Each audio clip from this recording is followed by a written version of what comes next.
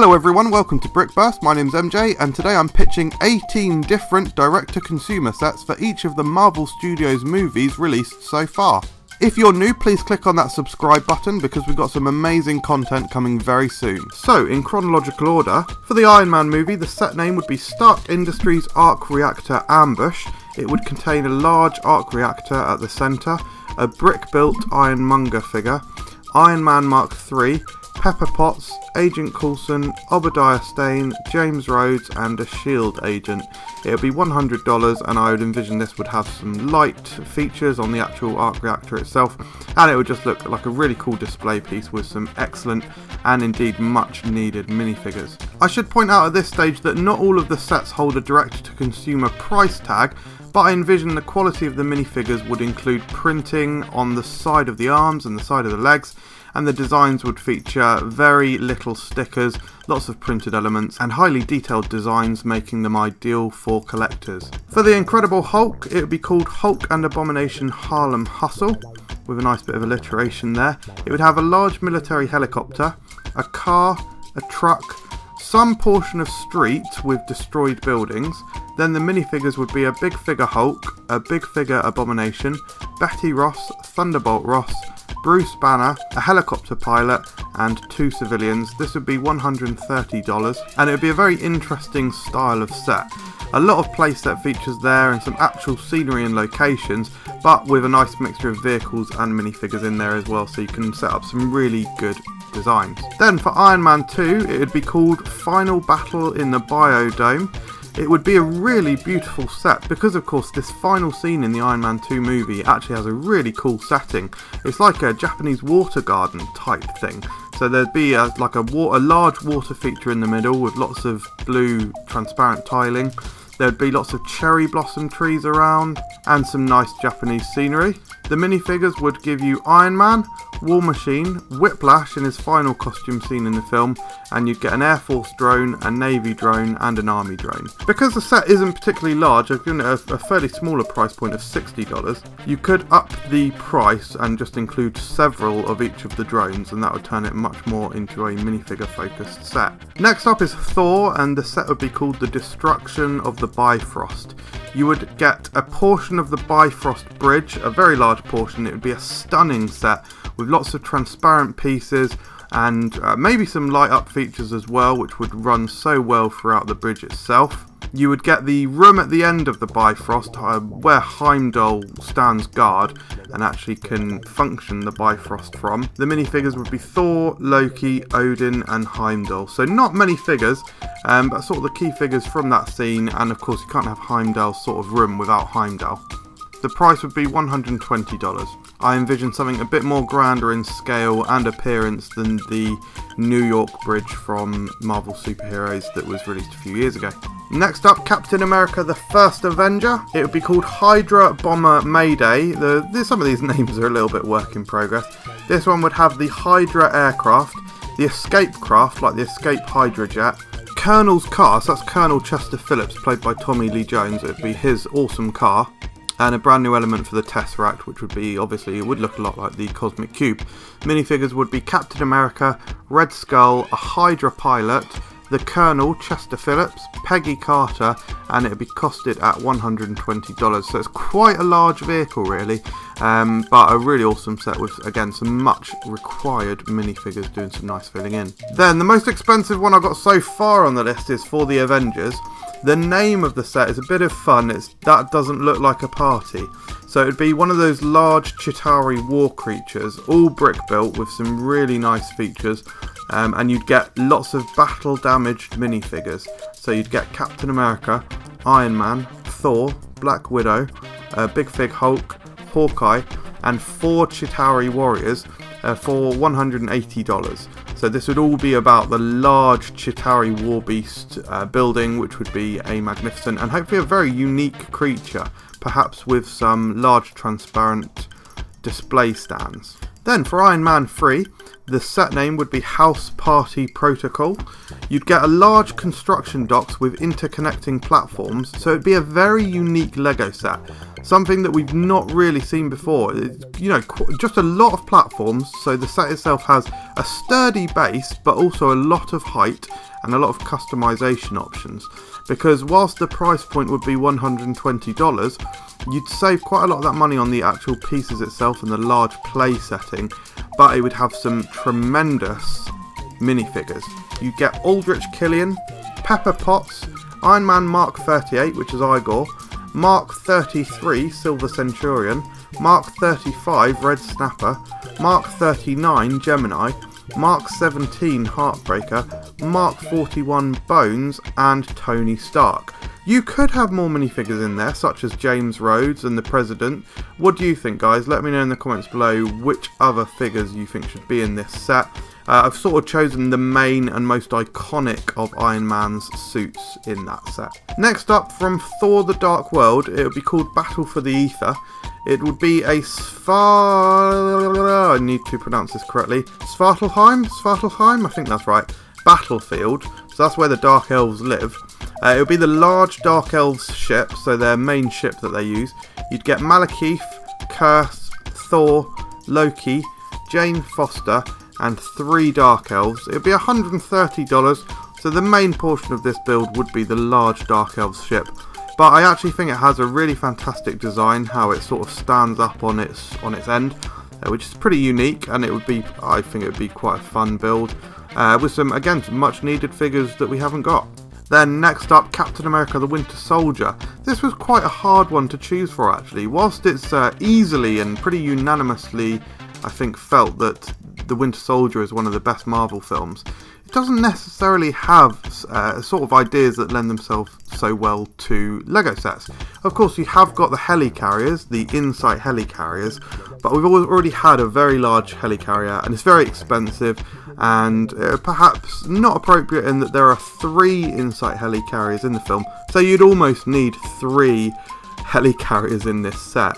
So what I've actually gone for is the set name Project Insight.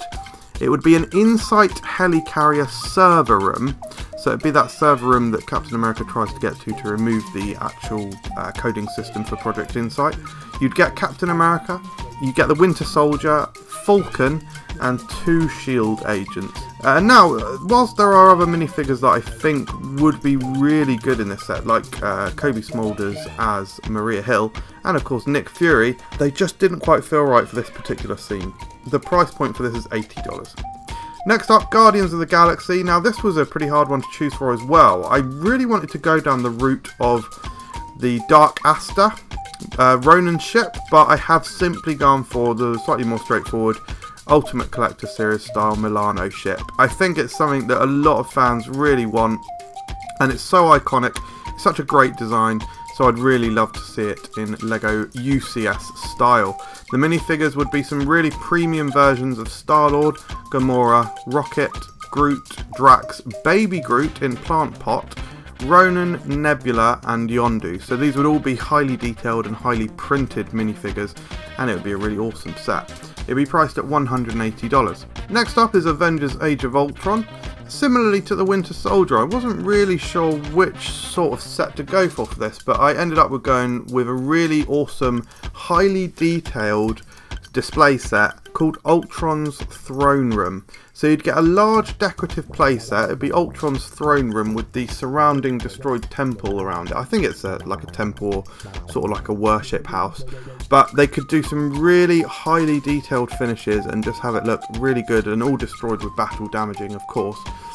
With this set, the minifigures would be Ultron Prime, 3 Ultron bots, Captain America, Black Widow, Vision, Thor, Quicksilver, Scarlet Witch, Hawkeye, Hulk, and Iron Man. It would be priced at $120. Then next up would be Ant-Man. It would be called Lab Escape. This was probably the hardest movie to choose from.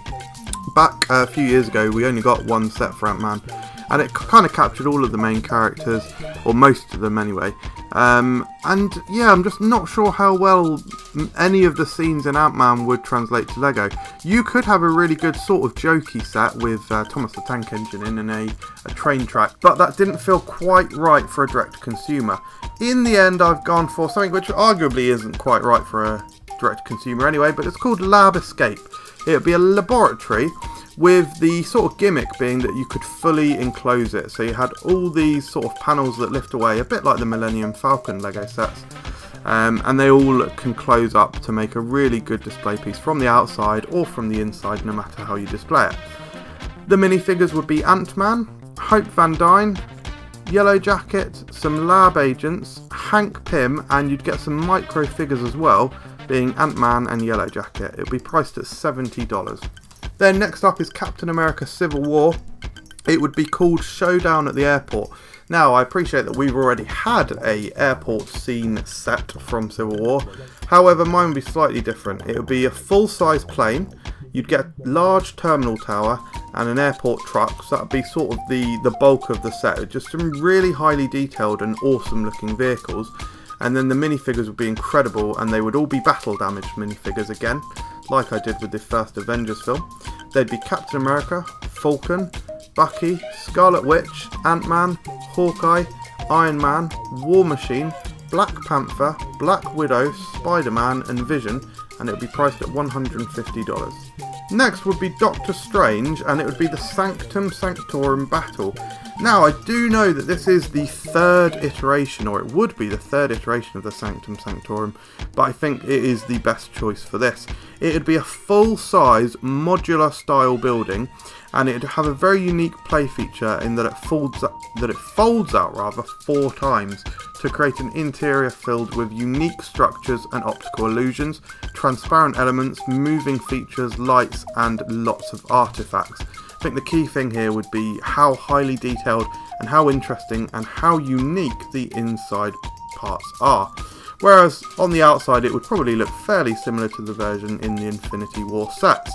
The minifigures would be Doctor Strange, Wong, the Ancient One, Baron Mordo, Caecilius, Christine Palmer, Lucian, and 2 civilians, and it would be priced at $180. Next up would be Guardians of the Galaxy Volume 2, and it would be Ego the Living Planet. So similar to a UCS style set, it would be a very large, sort of spherical head of Ego, the actual living planet. Not in scale to actual system builds, but it would have a very ominous looking face, be incredibly highly detailed with so many colours, you know, almost rainbow looking, and you'd also get a display stand for the minifigures as well. Quite a basic set, so you only get a few minifigures, sort of the key minifigures that are actually on Ego the Living Planet, and those were of course Ego, Star-Lord, Drax, Mantis and Gamora. It'd be priced at $100, so it's really all about this spherical planet build, but I think it's a really cool idea and I can envision it being incredibly bright and colourful. Next up would be Spider-Man Homecoming in a set called the Avengers Tower Moving Day. You'd get Tony Stark's plane, or the sort of Avengers plane, with stealth panels, lots of fire and damaged features. It would have lots of light effects, some mirror elements, and it'd be a visually stunning and unique plane unlike anything done in LEGO before. I really wanted to think about something that would capture that incredible scene from Spider-Man Homecoming, with all the panels on the ship sort of burning and tearing off and sparking everywhere. This could look like an absolutely incredible set, and again it could have a really good display stand with using transparent elements. This would actually have very few minifigures. It would all be about that. It would all be about that incredible build. The minifigures would be Vulture, Spider-Man in his first costume, and Happy Hogan. Even though he wasn't directly in that scene, he was around just before, and it feels important that we get him in one of the sets. The price would be $140. Then the most expensive set I have planned here is from Thor Ragnarok. It would be called Ragnarok. It would be an astonishing display piece with Odin's temple half destroyed and a very large brick-built Surtur looming large over it. He would have articulated arms and light-up pieces with transparent orange body parts. There would be part of the Bifrost Bridge at the bottom as well, and this could be planned to connect to the direct-to-consumer that I planned for Thor. The minifigures would be Thor, a big fig Hulk, Valkyrie, Loki, Heimdall, Surtur in minifigure version, Hela, Scourge, and 3 Asgardians. It would be $220. Then finally, Black Panther. This will be a spoiler for the film, as I know it's come out so recently. I thought I'd better throw that in there. It would be called Fight for the Throne. It would be a Wakandan temple and battlefield, which would include rocks, some grassland, and some desert land. The Wakandan battle drones, so the drones that are trying to take the, or actually I suppose they're more like jets, but the jets that are trying to take the weapons out to the rest of the world. The battle jet that Everett K. Ross remotely controls. It would have a war rhino like we actually got in the Black Panther sets, and the minifigures would be Black Panther, Killmonger, Shuri, Nakia, Okoye, I'm sorry if I'm pronouncing some of these names incorrectly, Wakabi, Everett K. Ross, M'Baku, and 2 Wakandan warriors. It would be priced at $180. So thank you very much for listening to my list, guys. What would you change about my list, or what would you change about any of these sets? Let me know in the comments below. Thank you very much for watching, and subscribe to Brickburst for more videos.